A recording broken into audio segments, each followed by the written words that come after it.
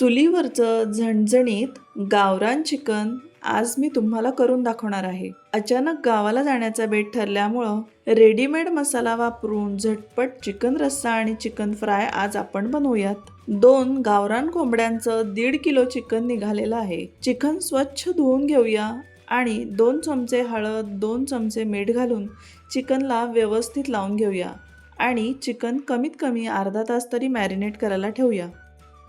हे पहा, चूल किती छान पेटलेली आहे. ज्या पातेल्यात आपल्याला भाजी बनवायची आहे त्या पातेल्याला मी ओली माती बाहेरून लावून घेतली आहे. त्यामुळे नंतर पातेलं पटकन स्वच्छ होईल. पातेल्यात आता 100 ग्रॅम इतकं तेल घालूया. तेल तापलं की यामध्ये 5 ते 6 कांदे बारीक चिरून घेतलेले आहेत ते यामध्ये घालूया. कांदा लालसर रंगावर परतवून घेऊया. कांद्यामध्ये अर्धा चमचा मीठ घालूया.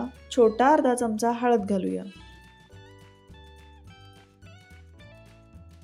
आता परतलेल्या कांद्यामध्ये आपण 4 चमचे आलं लसूण पेस्ट घालूया. 4 चमचे घरी केलेला लाल मिरचीचा मसाला घालू. 2 चमचे गोडा मसाला घालू. 2 चमचे धने पावडर घालू. सवाईचं लाल वाटणाचे 2 पॅकेट मी इथं घेतलेले आहेत.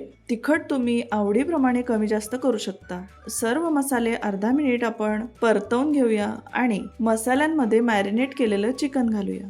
सगळं व्यवस्थित मिक्स करू आणि 10 ते 15 मिनिट झाकण बंद करून चिकन वाफवून घेऊया. पातेल्यात भाजी खाली करपू नये, खाली लागू नये म्हणून 10 ते 15 मिनिटामध्ये झाकण उघडून आपण त्याला सतत मध्ये मध्ये हलवून घेऊया. अजिबात पाणी न टाकता आपण चिकन हे अर्धवट शिजवून घेत आहोत. आता यामध्ये आपण 1 तांब्या पाणी घालून 10 मिनिट शिजवून घेऊ. चिकन वाटीत काढून व्यवस्थित शिजलं आहे की नाही हे चेक करूया. चिकनमध्ये आपण शिजण्यापुरती पाण्याचा वापर केला आहे. त्यामुळे हा चिकन मसाला तयार झाला आहे. आपण अर्धा चिकन फ्राय पातेल्यात काढून घेऊ.